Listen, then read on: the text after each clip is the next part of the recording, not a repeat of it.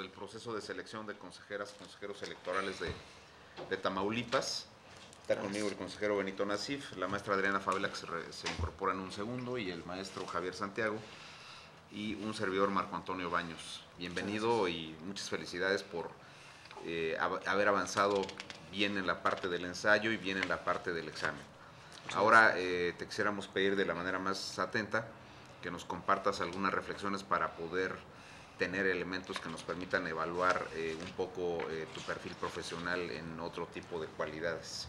¿Qué tan cerca, y empiezo con esta pregunta, has estado de procesos de negociación, Edgar? De negociación propiamente dicho, yo creo que en pocas ocasiones. Cuando estuve en la agencia ambiental como auxiliar jurídico, entro de 27 años y por ahí me gano la confianza del director, le gusta mi trabajo y lo que tuve es la posibilidad de interactuar con muchos compañeros. En determinado momento el director me dio la oportunidad de poder coordinarme con todas las jefaturas de departamento que pertenecían a esa dirección. Un poco más adelante, a los pocos meses, me dio la oportunidad de coordinar todo un departamento en el que estaban personas que se dedican que son ingenieros, son biólogos, etcétera, porque ocupaban a alguien de apoyo jurídico. Ahí me acuerdo que había unas 7, 8 personas. ¿Cuántas, perdón? 7, 8 personas más o menos. Y aparte con los jefes de departamento, que eran 4 jefes de departamento. Es decir, con los jefes de departamento directamente y con un departamento en especial, con el jefe de departamento y todos sus colaboradores. Fue algo complicado al principio porque tenía 27 años y algunos de mis compañeros de trabajo pues tenían una amplia trayectoria laboral y algunos tenían doctorados. Entonces, pues al final me gané la confianza de ellos. Trabajé mucho. Yo siempre he dicho que cuando uno se esfuerza y tiene responsabilidad en el trabajo, las cosas salen bien. Creo que vieron en mí, buenas tardes, vieron en mí que era una persona comprometida con el trabajo. Nunca me sujeté a horarios. Creo que la razón principal por la que el director me dio esa confianza fue porque dialogaba mucho con mis compañeros que tenían la actitud de decir, bueno, es que aquí nos pagan por estar de 8 a 3 y el trabajo como quiera sale. Y yo siempre he sido de la idea de que no es así. Mi padre siempre me inculcó ser responsable. Entonces yo platicaba con ellos y les decía, no es posible. Ahora al final algunos, porque eran de un sindicato, no trabajaban, etcétera, pues al último conformamos un grupo de personas que sí nos gustaba trabajar y que queríamos sacar adelante la dirección. Yo tenía un compromiso con el director, me dio la oportunidad de trabajar ahí con él, entonces le dije, claro, le voy a echar ganas. Al final también él me comentó que existía la posibilidad de que alcanzara una jefatura de departamento por mi desempeño. Le digo, excelente, si se puede. Entonces fue una muy buena experiencia. Aprendí muchas cosas, a ser tolerante. Al principio pues la verdad me costaba trabajo. Después entendí que bueno, las personas necesitan ser escuchadas. Se necesita escuchar su punto de vista y entender, creo yo, que no siempre uno va a tener la razón. Es decir, llegar a un punto de acuerdo en el cual puedan salir las cosas bien. Creo que no porque exista diferencias de opinión, alguna está equivocada. Simplemente es una manera distinta de resolver las situaciones que se presentan. Entonces creo que salimos adelante. Inclusive, la verdad me siento muy orgulloso porque estando trabajando ahí es cuando me invita un magistrado del Tribunal Electoral a colaborar. Le hablaron bien de mí y por ahí me dijo que me invitaba a trabajar y entré como secretario proyectista. Y también otra etapa difícil, ¿verdad? Porque yo nunca había trabajado en un órgano jurisdiccional. Pero bueno, creo que salimos adelante también. Ahí traté de hacer siempre lo mejor, las cosas. Si era necesario no dormir, no dormía. Recuerdo que entrando al tribunal, al mes, inmediatamente nos tocó un asunto. Y me dice el magistrado, bueno, pues adelante, estrénate. Fácil. Vamos a ver si... Muy fácil fue eso. ¿Mande? Fue fácil. Creo que me esforcé muchísimo al principio, la verdad. Leí mucho la ley electoral porque no la conocía bien. No estuvo tan complicado el asunto al final. La verdad no estuvo tan complicado. Y hoy día, de acuerdo a la información de la que dispones, Edgar, ¿cómo estás viendo al órgano electoral de Tamaulipas? ¿Qué aspectos te llaman la atención? ¿De su funcionamiento actual? Sí, claro. Sus características, cómo lo ve la prensa, los partidos, los ciudadanos. Creo que en general bien.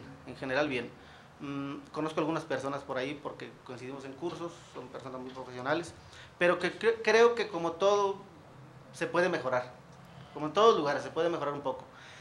Creo que le falta un poco más de difusión al Instituto Electoral de Tamaulipas. Muchas personas no lo conocen. Tenemos ese problema de que la sociedad no se integra con las instituciones.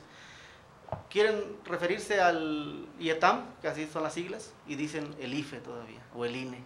Y puedo sacar la credencial para votar ahí, puedo hacer X trámite. Es decir, no existe una difusión. Aparte, como área creo yo que se puede mejorar, está, y que para mí es importantísima, la educación cívica. Las personas, y es no porque el instituto no trabaje de manera adecuada, las personas tienen muchos problemas de credibilidad en las instituciones, sobre el IETAM, por ejemplo.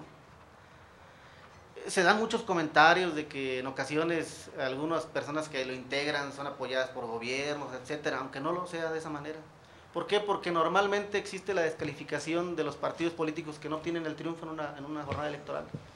Y eso puede más que todo lo que hace el Instituto Electoral de Tamaulipas. Es decir, tienen mayor credibilidad en los partidos políticos. ¿Por qué? Porque no conocen cómo funciona realmente el aparato electoral, cómo funciona el derecho electoral.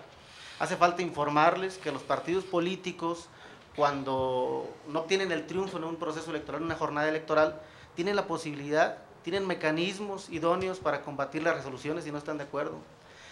Creo que deben tener más conocimiento de que el objetivo es respetar sus derechos políticos electorales, que los partidos políticos tienen representación en las casillas, que no es posible que suceda lo que en ocasiones se comenta, que se embarazan las urnas, etcétera, que eso no es posible. Creo que hace falta mucho, en ese aspecto hace falta mucho. Creo que la ciudadanía le hace falta conocer cómo funciona realmente el derecho electoral. Lo hemos reflejado mucho, creo yo, que en el abstencionismo del votante. Andamos oscilando siempre en el 60% de votación de ciudadanía. Creo que no es posible. Inclusive muchas personas se atreven a comentar que carece de legitimidad las personas que ocupan cargos de representación popular, porque no son electos por una gran cantidad de ciudadanos. Es decir, en todos esos aspectos creo yo que se puede mejorar. Básico, que el ciudadano entienda cómo funciona el derecho electoral. ¿Tú has estado cerca de negociaciones con partidos políticos? No me ha tocado. En mi trabajo, pues yo, como dice mi currículum, he estado desempeñándome en materia electoral como secretario auxiliar, que por ahí aparece también como auxiliar jurídico, y como secretario de estudio y cuenta, y mi trabajo es elaborar proyectos de sentencia, platicarlos con el magistrado, para ver si da el visto bueno o si hay algo que modificar, y hasta ahí.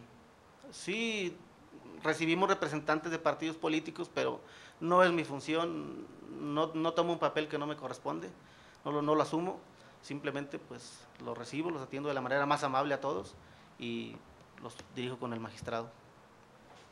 Señor consejero. Muchas gracias. Todavía buenos días, Edgar. Buenos días, bienvenido. Desde tu punto de vista, ¿cuál sería las diferencias que existen entre la autoridad y similitudes también entre las autoridades jurisdiccionales y las autoridades administrativas electorales? La similitud, pues bueno, que el objetivo es el mismo. El objetivo es que se respete la voluntad de la ciudadanía al momento de elegir a sus gobernantes. Ese es el objetivo básico. Que se siga los principios de la función electoral definitivamente, que exista certeza sobre los resultados, que exista legalidad, aunque sabemos que lo más importante es que exista certeza y equidad en la contienda electoral. Eso es lo que se busca al final. Son diferentes etapas. En una se procura que exista una adecuada organización, una adecuada participación, una adecuada difusión de lo que es la materia electoral, invitar al ciudadano. En cambio, ya en el Tribunal Electoral ya existe más la revisión de los actos administrativos electorales, es decir, que efectivamente la votación recibida no se encuentre viciada por algunas situaciones y ponderar muchas situaciones, desde luego. Por ejemplo, lo clásico de la determinancia en las causales de nulidad, de recepción de votación en casilla. Bueno, pues efectivamente en muchas ocasiones existe errores involuntarios, se considera, de parte de los funcionarios de casilla. ¿Por qué? Porque son ciudadanos que son insaculados y no tienen realmente mucha experiencia, no son peritos en la materia electoral. Entonces se empieza a valorar, por ejemplo, en un asunto específico, si existe un error aritmético, por ahí en los datos numéricos asentados en las actas, y ese error no es suficiente para determinar el resultado de la votación, es decir, que no sea superior el error a la diferencia entre primer y segundo lugar, bueno, pues se determina, se pondera que no, que debe de prevalecer los resultados, lo que le llamamos los actos públicos válidamente celebrados. Entonces esos son los objetivos, creo que comunes de ambas autoridades. Y desde el punto de vista operativo, ¿cuáles serían, hay elementos comunes o hay, y cuáles serían distintos? Operativamente, bueno, pues es que en la autoridad administrativa electoral local, pues operativamente sí funciona de manera distinta. Creo que existe una revisión permanente en cuanto a las actividades de los funcionarios de casilla, que existe una coordinación de manera permanente entre los supervisores electorales, existe una comunicación directa entre todas las direcciones y los consejeros, y creo que al final se toman decisiones en el momento que están sucediendo en la práctica. En cambio, en la autoridad jurisdiccional electoral, en el tribunal, también existe una coordinación, desde luego. Los secretarios de las ponencias tienen que valorar medios de prueba aportados por las partes, se debe valorar los agravios expuestos por las partes. Siempre hay una coordinación entre grupos, pero es un poco más pequeño, es decir, el secretario de Estudio y Cuenta delega tareas en algunos para valorar medios probatorios, en otras personas para escanear, se comparte una discusión sobre el asunto y al final se propone un proyecto. Creo que es un poco más cerrada la participación en el tribunal, porque como funciona por ponencias en el caso de Tamaulipas, creo, entonces funciona por ponencias, no se puede ventilar información con otro magistrado, inclusive con el presidente, porque el ponente es el magistrado. Desde luego, si el magistrado lo permite, ¿verdad?, que en ocasiones ha sucedido, que los secretarios platiquemos entre las ponencias para ver algún asunto muy complicado, bueno, pues se hace de esa manera, pero acá nos ceñimos pues un poco más a lo que las normas o lo que nos marque el magistrado de la ponencia, ¿verdad? Muy bien, muchas gracias, Edgar. Sí. Gracias. Pues a mí me gustaría que nos contaras qué le podrías tú aportar al organismo público local electoral en caso de ser designado como consejero electoral, por favor. Gracias.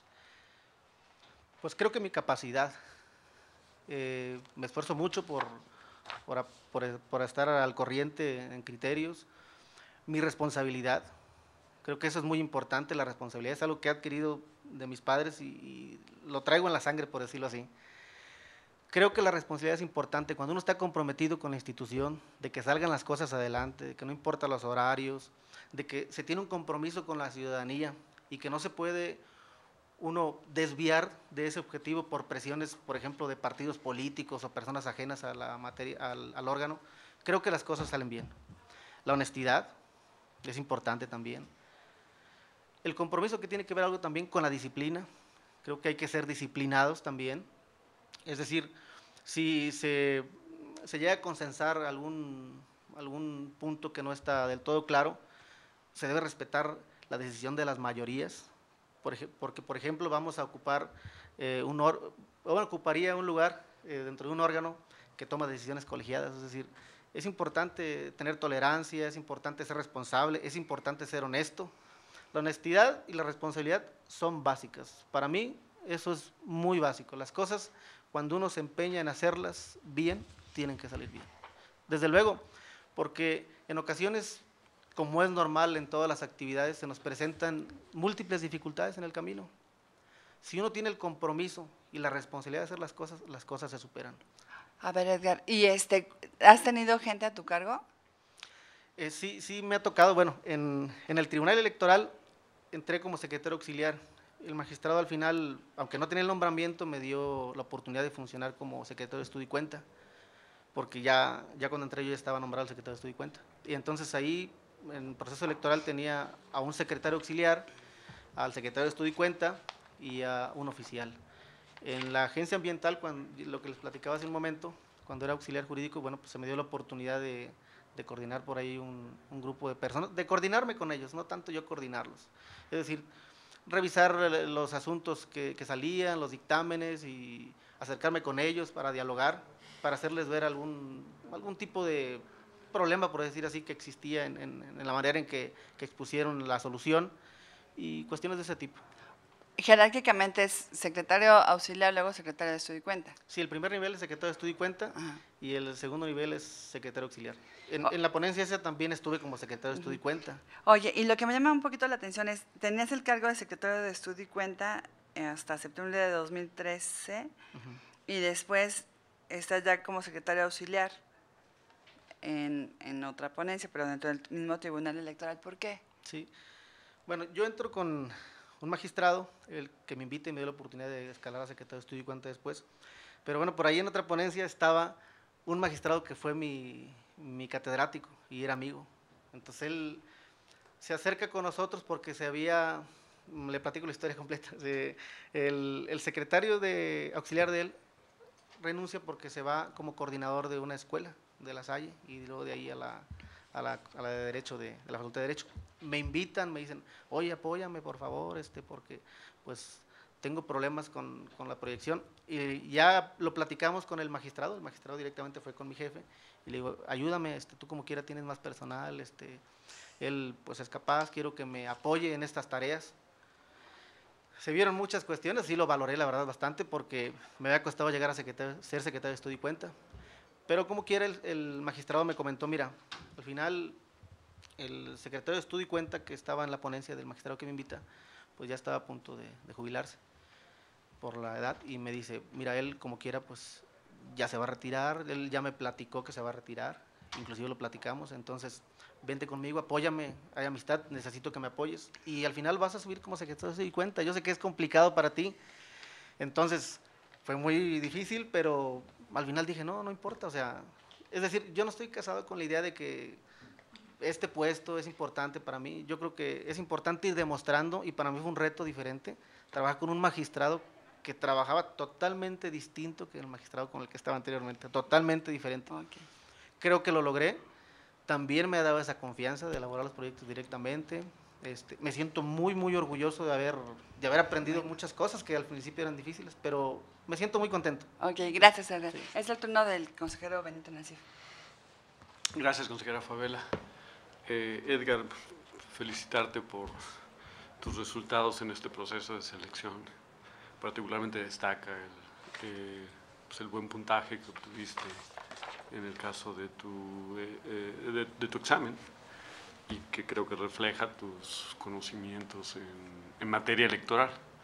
Veo que tienes una carrera de 6 años en el Tribunal Electoral de Tamaulipas, que es lo que te ha vuelto pues, un experto en digamos, derecho electoral.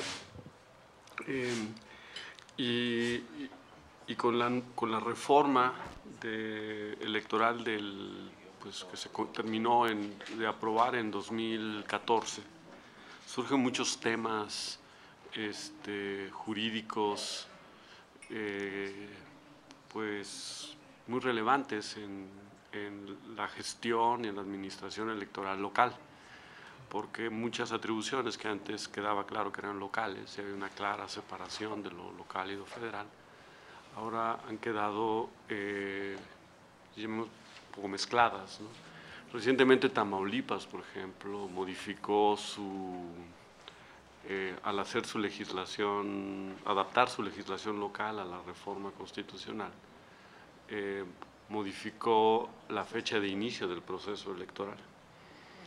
Y al hacerlo, puso un proceso de redistritación que ya había arrancado en el Instituto Nacional Electoral desde tiempo atrás y que se había organizado planeado con las fechas anteriores a esa reforma en una situación de riesgo jurídico, porque de acuerdo con los nuevos plazos establecidos por la legislatura local, ya no se podía concluir la redistritación dentro de los 90 días previstos en el artículo 105. Entonces, este tipo de problemas los hemos tenido con otras entidades federativas que hicieron reformas parecidas. Luego tenemos algunas legislaturas estatales tomando medidas que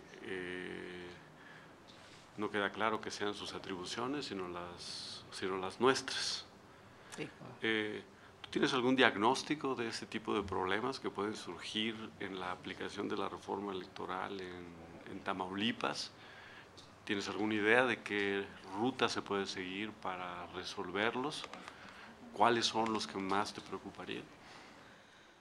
Bueno, desde luego, como comenta, pues sí existen algunas modificaciones en relación con las atribuciones que venían realizando los organismos públicos electorales de los estados. Para mí, trae muchos beneficios esta modificación.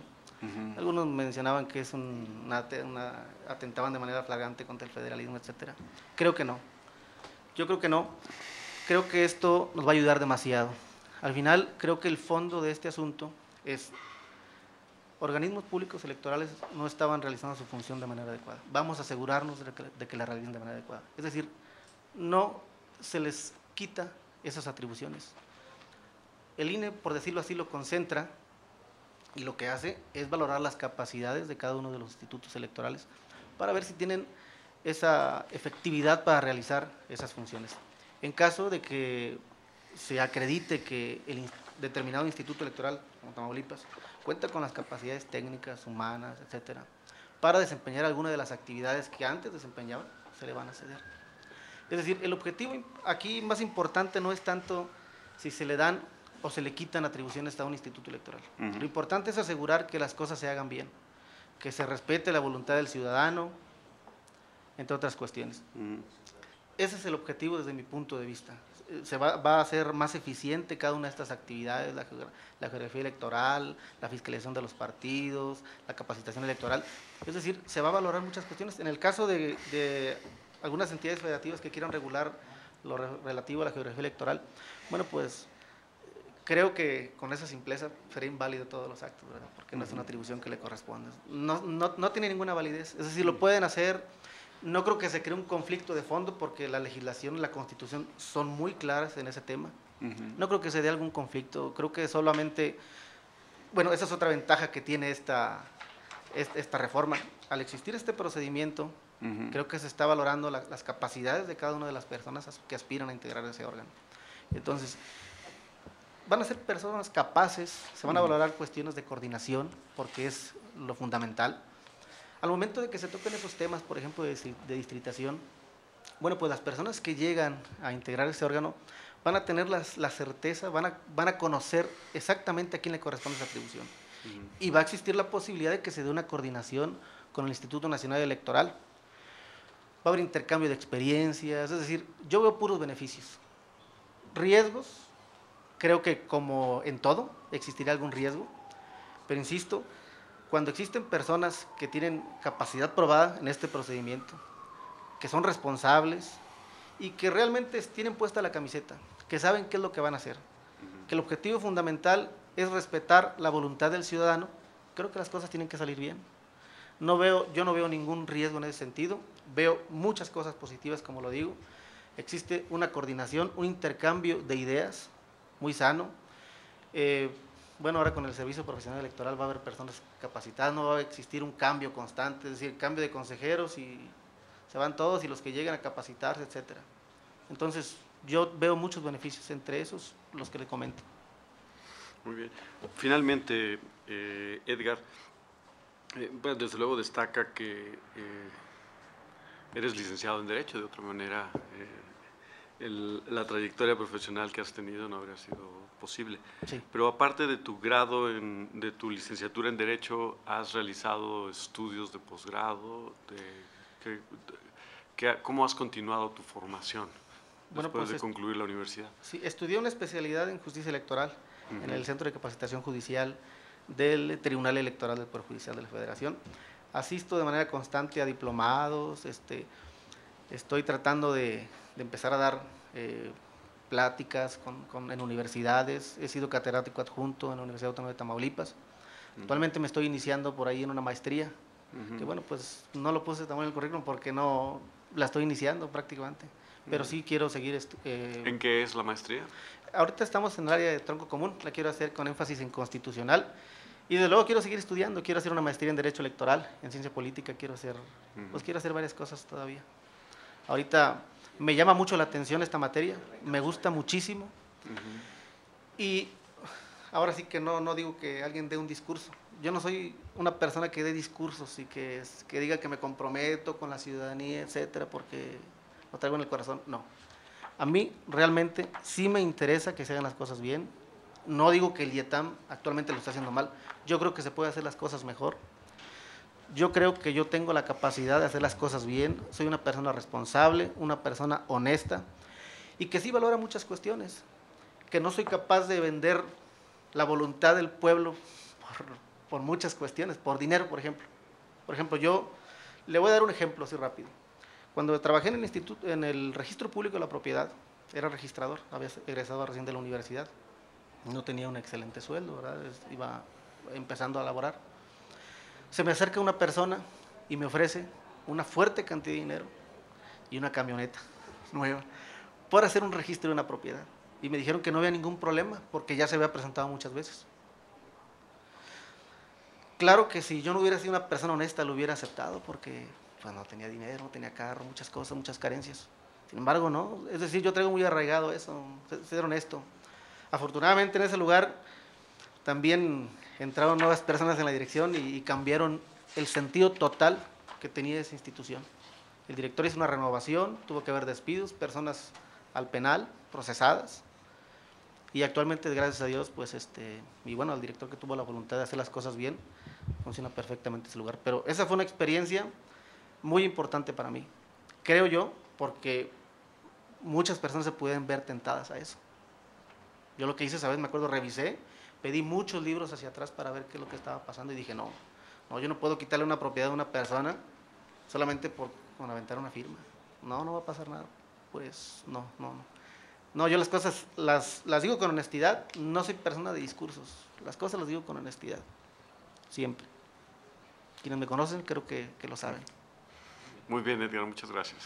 Gracias a ustedes. Muchas gracias, felicidades. Muchas gracias. Mucho éxito en lo que falta. Gracias.